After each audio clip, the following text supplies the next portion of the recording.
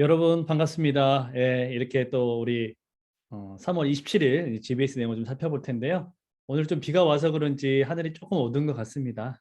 그래도 하나님께서 또 오늘 은혜 주시길 소망하면서 잠깐 좀 내용 보도록 하겠습니다.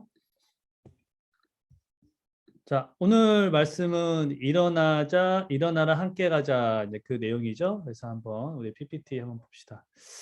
자, 여러분 우리가 진행을 할때 많은 부분이 있지만 이제 여러분들 GBS 할 때 항상 말씀을 먼저 읽으시고 우리가 이제 어떤 부분을 살펴야 되는지를 살피면서 같이 하는 게 참 좋겠다는 생각을 좀 하게 됩니다.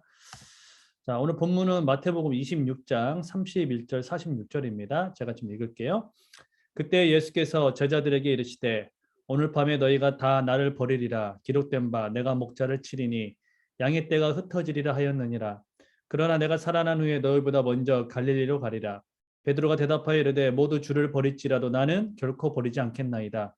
예수께서 이르시되 내가 진실로 내게 이르노니 오늘 밤 닭 울기 전에 내가 세 번 나를 부인하리라.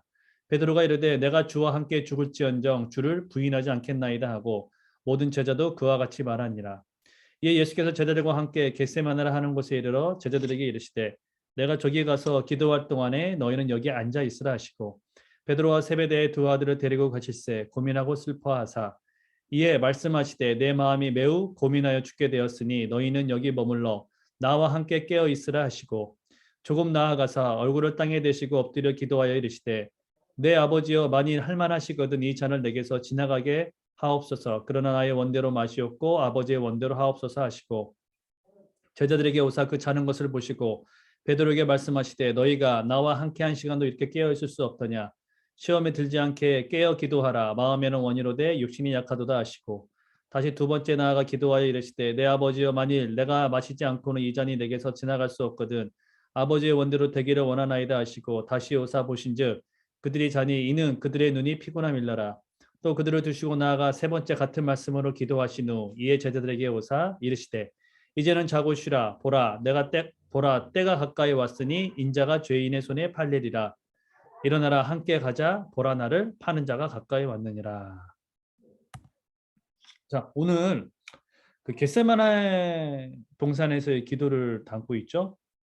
거기서 보면은 예수님의 십자가를 지기 전에 그 기도의 고통이 얼마나 극심했는지를 좀 보여주게 됩니다. 자, 근데 우리가 다 알다시피 예수님의 십자가의 고통은 예수님으로서는 기도를 세 번이나 할 만큼 땀방울에 핏방울이 될 만큼 정말 힘든 그런 시간이었죠. 그런데 나중에는 그것을 지게 되십니다. 자, 여러분 어떤 것이냐? 예수님에게 있어서는 극심할 정도로 극한 고통이었지만 그럼에도 불구하고 하나님의 뜻이 이루어지고 그것이 성경의 성취로 나타난다는 것이죠. 자, 세상의 기대는 예수님이 유월절날 그 밀란이 일어나기에 예수님을 잡지 않으려고 했고 뭐 십자가에 뭐 그런 것도 다 이야기가 됐지만 세상의 기대와는 다른 방향으로 우리의 삶을 보면은 또 사역의 어떤 방향을 보면 흘러가는 것 같지만 나중에 돌아보면 하나님의 계획대로 그리스도 십자가 안에서 진행되고 있다는 것을 우리가 보게 된다는 거죠. 그런데 우리가 하나 우리 유심히 고민해야 될 것도 있습니다. 그게 무엇이냐면 내가 내 인생을 이렇게 살아가는 게 맞나? 왠지 내가 계획한 거와 다르게 일어나는 것 같지만 시간이 지나면 그것이 이게 하나님의 뜻이었구나라고 깨닫는 경우가 많다는 거죠. 그래서 하나님의 뜻을 아는 것과 직접 감당하는 것은 다른 일이라는 것입니다. 그래서 내가 그것을 알지만 때로는 나에게 호화롭고 편하고 좋은 길이 아니라 때로는 협착하고 사람들이 오지 않으려고 하는 그 좁은 길로 우리를 인도할 때 그때에도 숨겨진 하나님의 뜻을 알아가는 게 참 중요하다. 이런 생각을 하게 된다는 거죠.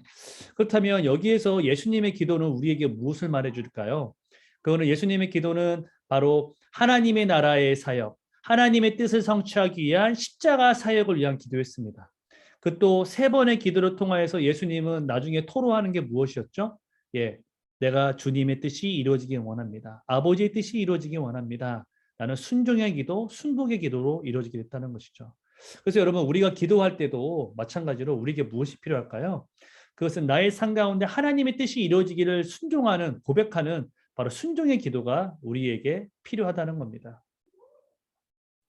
다시 한번 나의 좀 기도를 되돌아봤으면 좋겠다는 그런 생각을 해보게 되더라고요. 자, 그런데 예수님은 우리에게 원하시는 게 있다는 거죠.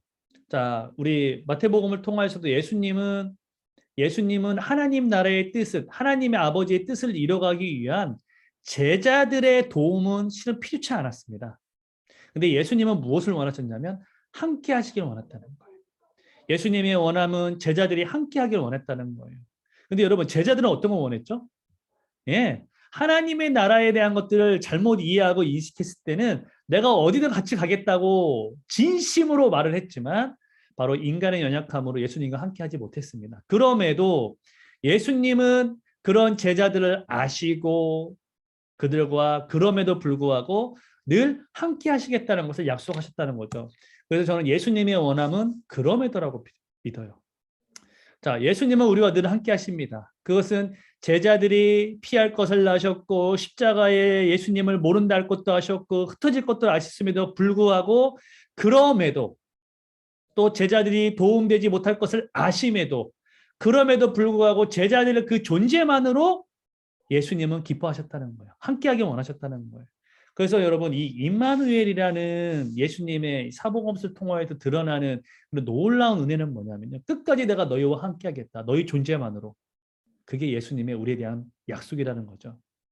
그래서 오늘 말씀처럼 함께 가자. 이 말씀으로 좀 새겼으면 좋겠다라는 생각을 해보게 됩니다. 자, 그렇다면 이제 우리가 중요한 삶의 모습이죠. 겟세마네의 기도가 우리에게 가르쳐주는 교훈은 무엇일까요? 겟세마네에서의 어떠한 기도, 예수님의 순종의 기도가 우리의 삶의 영역에 필요한 부분은 무엇일까요? 부부간의 관계, 자녀의 교육, 내 삶의 어떤 재정의 훈련, 그런 등등등의 모습을 우리가 되돌아볼 필요가 있다는 거죠.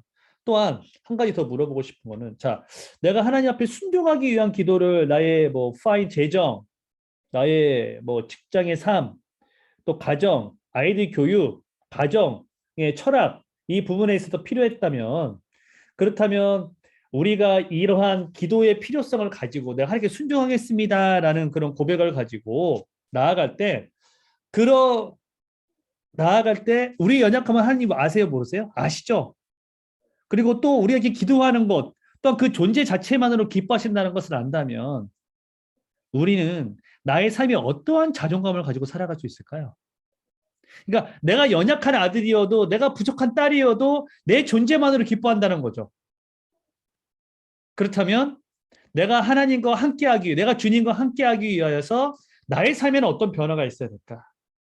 저는 작은 것에도 감사할 줄 아는 것. 그게 정말 큰 복이 아닐까. 그냥 감사하면 복이 옵니다. 그런 개념이 아니고요. 이런 연약함에도 불구하고 나와 함께 하시는 하나님, 나와 함께 하시는 주님이라는 것에 내가 강력하게 살아갈 수 있지 않을까. 그렇다면 나 역시 내 삶에 다른 사람을 바라보는 그런 아량 또는 십자가의 그 긍휼이 넓어질 것 같습니다.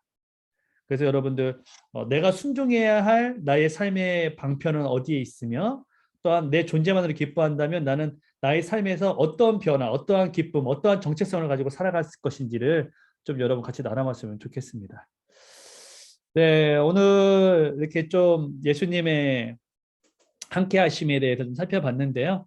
여러분 매 순간 나의 존재만으로 기뻐하시는 주님을 묵상하면서 같이 고백하며 또 이렇게 거룩한 주일을 맞이하는 저와 여러분 되었으면 좋겠습니다. 자, 오늘 특별히 유아 세례가 있었는데요. 하여튼 우리 아이들 더 믿음과 잘 커가길 소망하면서 또 우리가 또 사도 바울처럼 영적인 자녀들을 또 다시 재생산하는 그런 은혜가 있길 예수님 축원하면서 우리 다음에 또 뵙도록 하겠습니다. 감사합니다.